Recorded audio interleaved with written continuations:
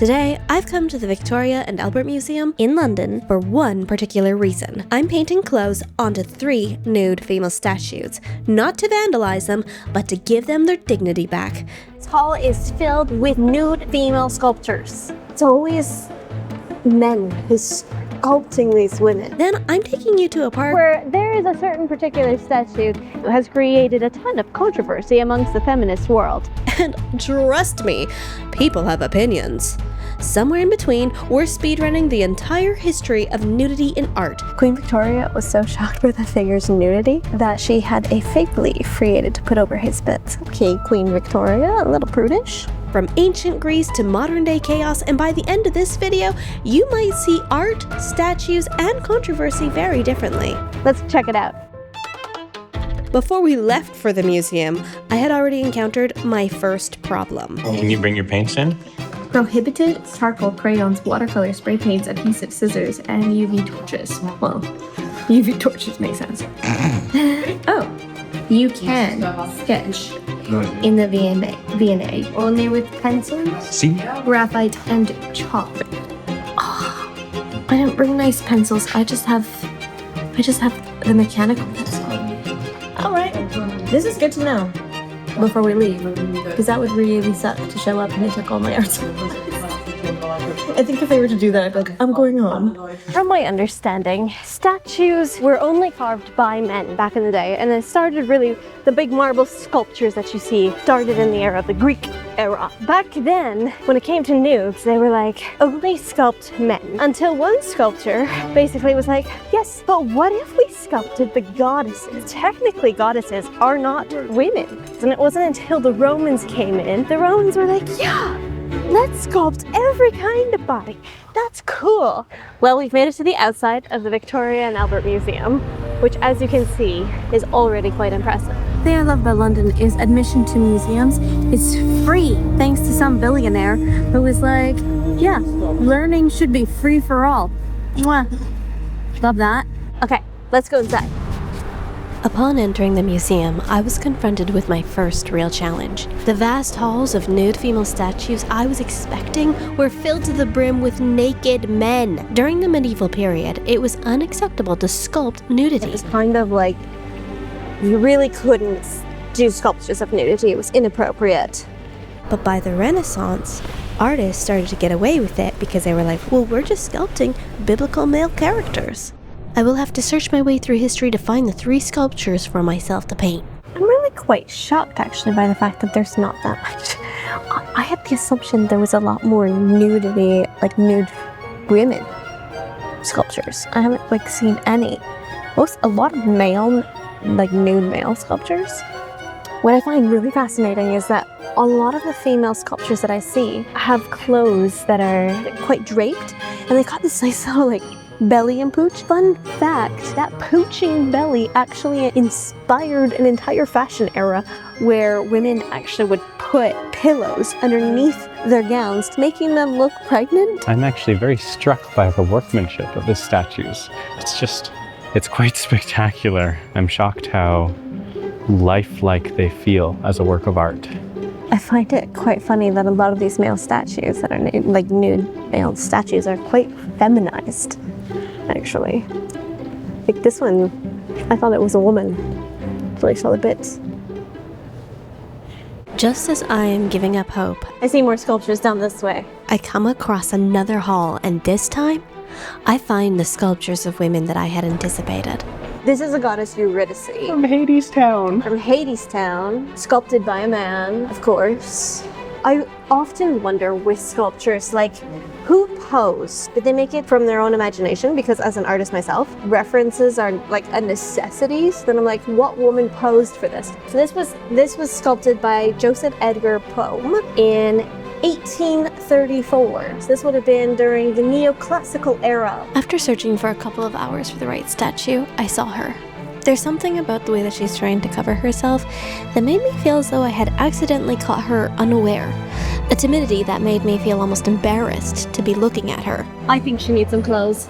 So here's a few fun facts about sculptures. Apparently lots of sculptors like Michelangelo, Leonardo da Vinci would sneak on the black market human bodies that they could study, and it was totally illegal.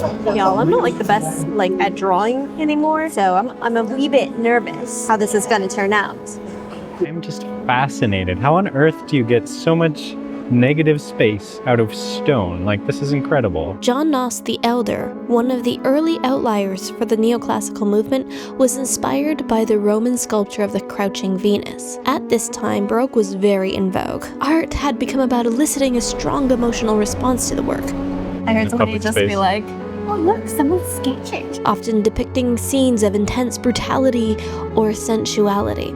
I don't really like being watched as an artist while I'm in the process. So, some artists started to feel the need for symmetry and order. Nudity in neoclassical art became more about virtue and heroism. Depicting the female form in nudity became more about the vulnerability and chastity of the subject.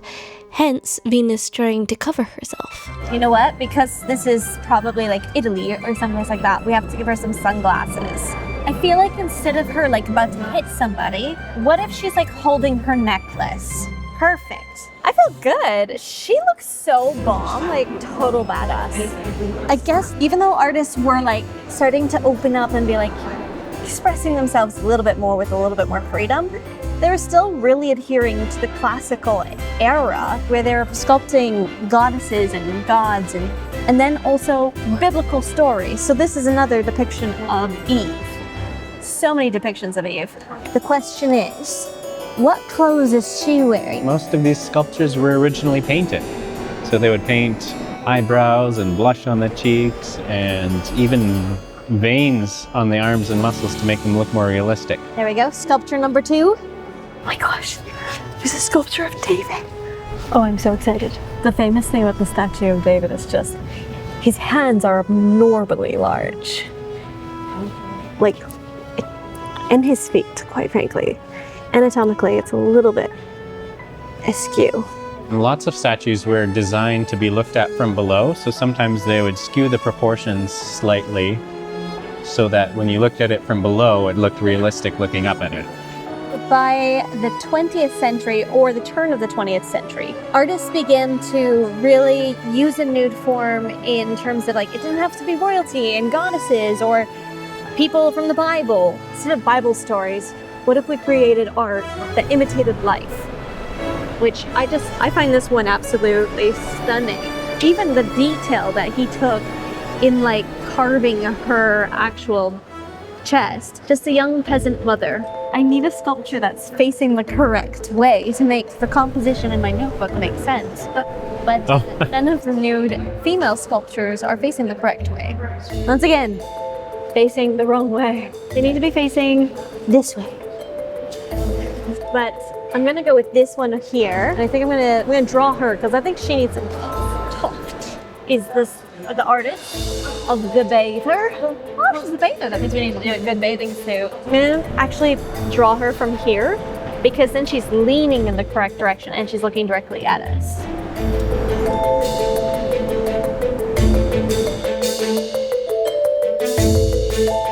Okay, we're gonna try to attempt some bathing suit.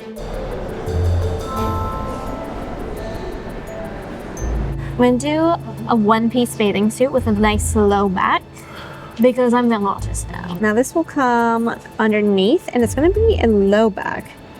Low cut, actually. So we're gonna come more like this, which will give us a nice side boob because that's fashionable. We love a good side boob. High rise right here. There we go. Give her some polka dots on her bathing suit. Ooh, a hat. She needs like a sun hat. Let's give her a sun hat. That one's a little bit more of the skimpiest one, but you know what? I would wear that, so. Now, before we leave here, there is a particularly special statue that I really want to go and find. And it is not located in the Victoria and Albert Museum. This one is located in a park called Newington Green, and it was made in memory of a very special person, Mary Wollstonecraft. So this statue monument here was created by Maggie Hamblin for recognition to Mary Wollstonecraft, who was basically credited as the mother of feminism. She advocated for women's rights in the late 1700s. She believed that the only real difference between men and women was that women just weren't educated to know that they were as equal as men. Around 2020, they were like, we need to have something that could commemorate her. And they unveiled this beautiful statue. However, it caused a ton of controversy because, as you can see, the female at the very top of this sculpture is completely nude. Feminists all over the world were furious that Maggie would sculpt a female nude, and they said, you know, so many sculptures dedicated to men have men fully clothed because it's about the achievement that they did. Some people defended the statue by saying, you know, if you knew Mary Wollstonecraft's writing, her writing was quite ickier than you'd expect. And so in some ways, having this monument of supposedly female forms all rising up in one big wave to the very top of the statue there kind of made sense to them in a weird way. I think one of my personal critiques is that she still has quite the idyllic body.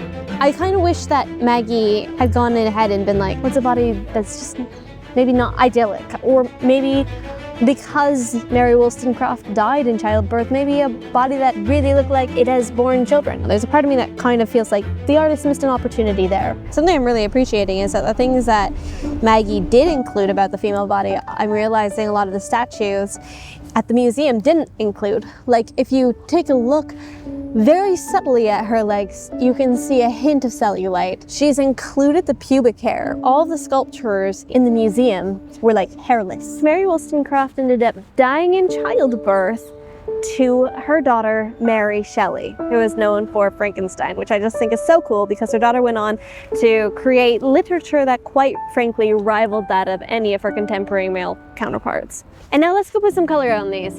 And while I do that, I have a question for you. Do you think that this statue is appropriate for the mother of feminism? When I began this project, I carried a certainty with me that the female form had been shaped, used, and claimed by men in service of their own artistic legacy, while women were quietly kept at the margins of sculpture and history. But the deeper I went, the more that certainty softened.